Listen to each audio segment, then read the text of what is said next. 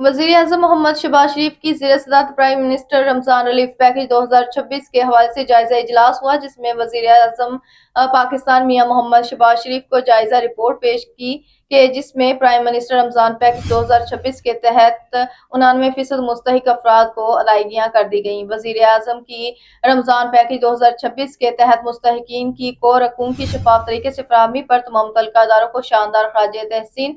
Social protection wallets Pakistan में financial technology और शफाफियत के हवाले से एक इंतहाई अहम संग मील और कामयाब इक़दाम है।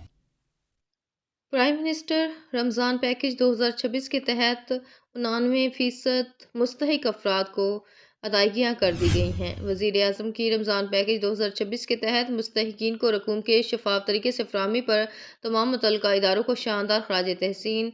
सोशल प्रोटेक्शन वॉलेट्स पाकिस्तान में फाइनेंशियल टेक्नोलॉजी और शफाफियत के हवाले से एक इंतहाई अहम संग मील और कामयाब इक़दाम है।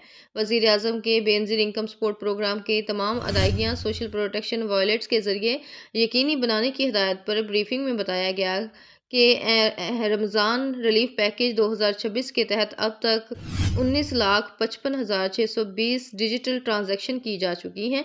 पीएम रमज़ान रिलीफ पैकेज 2026 के हवाले से एक भरपूर आगाही मुहिम चलाई जा रही है। प्रिंट, इलेक्ट्रॉनिक और सोशल मीडिया पर बाज़ाब्ता आगाही पैगामात की वजह से मुस्तहिकीन को पैकेज के बारे में तमाम तर मालूमात बाहम पहुँचाई गईं।